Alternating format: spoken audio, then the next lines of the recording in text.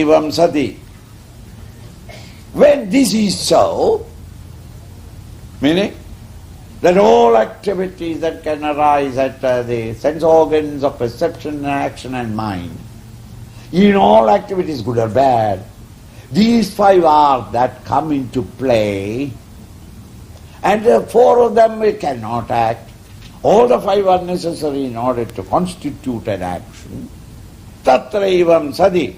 Now this being so, because this is a fact we have accepted, being so, kartaram atmanam kevalam tu yaha sati. Sati. So long as or such being the case, verily, yahtu, he who indeed comes to act in the world outside, kevalam atmana, understands that this pure self is not involved in anything. These are the various equipments. All the equipments are functioning. These five factors are necessary for all actions. Kevalam atmanam kevalam tu yaha pashyati. He sees. Akrita buddhitvad. Kritam, integrated. Krita buddhi, a mind that is integrated. Integrated.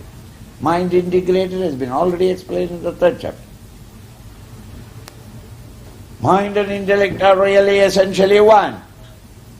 But in every one of us, the intellect has got wonderful ideas, but the mind is not available to execute it.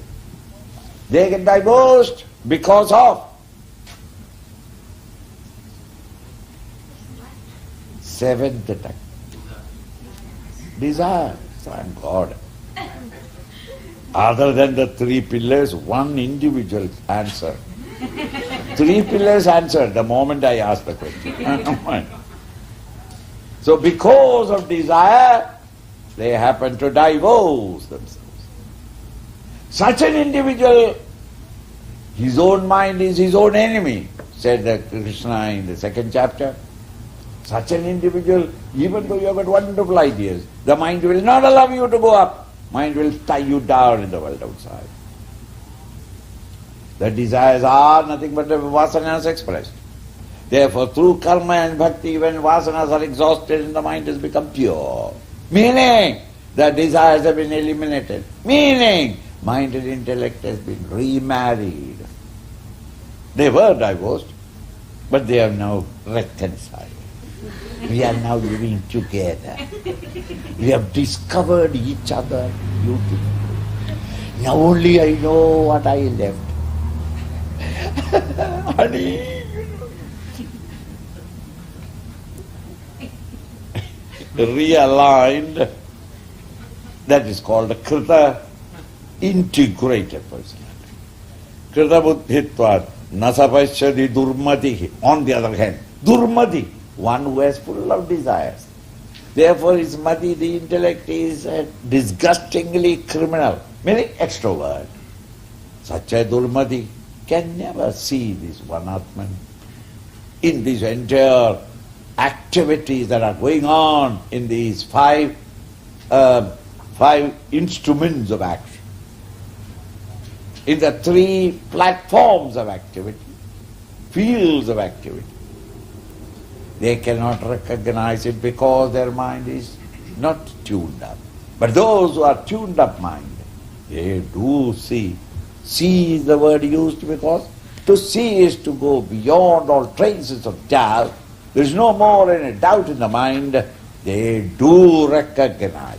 They do come to experience the Atman, the Self, which is akartaram, without any activity. In his presence, all activities are taking place.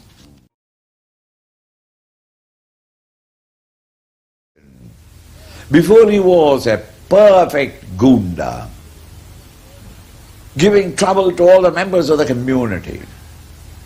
But when he comes back from the war, he becomes a disciplined, decent guy.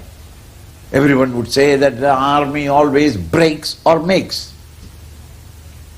It is not merely the discipline of the army, but because these actions that he has undertaken as a duty, without ego and egocentric desire. In the karma yoga attitude he functioned, and all his harsher, cruder, criminal tendencies have all washed away. Become a decent man. So that such an individual who has neither the ego nor egocentric desires, who has practiced both sannyas and tyaga,